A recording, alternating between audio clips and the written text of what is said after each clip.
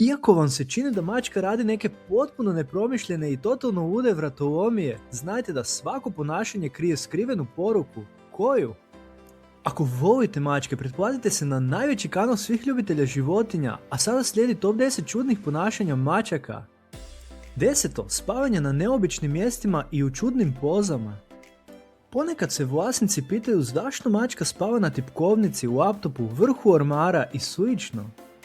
Mačke spavaju na neobičnim mjestima ili čudnim položajima jer vole imati preglednost, toplinu, sigurnost, a ponekad i kako bi privukle našu pažnju.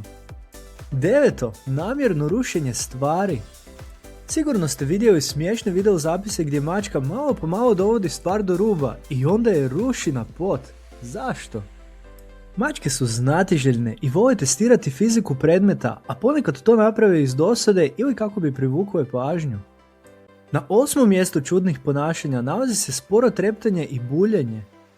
Kod mačaka sporo treptanje je znak povjerenja, naklonosti i ljubavi prema onome u čijem je smjeru mačka usmjerena. S druge strane, intenzivno buljenje je promatranje i procjena. 7. Sjedenje u premalim prostorima. Kutije, zdjele, bilo koji preuski prostor je idealno mjesto za sakriti se, zar ne?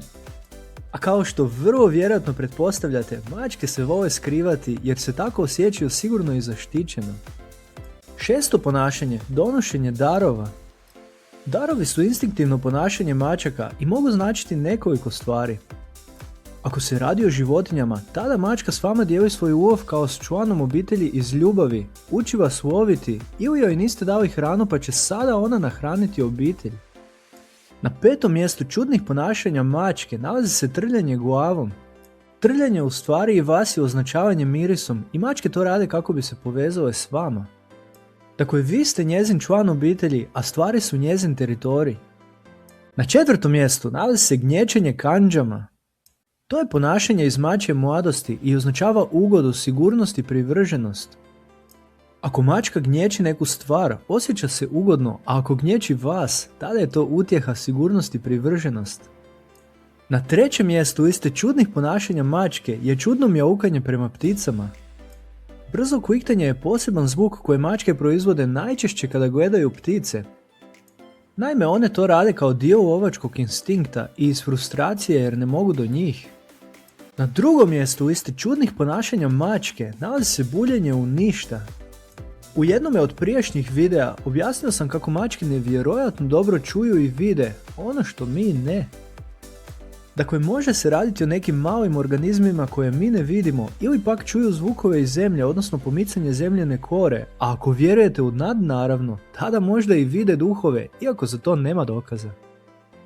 I na 1. mjestu nalazi se iznenadni izljev energije. Iako je mačka troma i samo spava, ponekad vas može iznenaditi naglim i ogromnim izljevom energije, osobito u sumrak i noću. Dakle, mačke su noćni predatori kojima je u prošlosti bilo neophodno da odjednom oslobode kratko i brzu energiju kako bi nešto ulovile, a danas se one tako fizički i mentalno rasterete.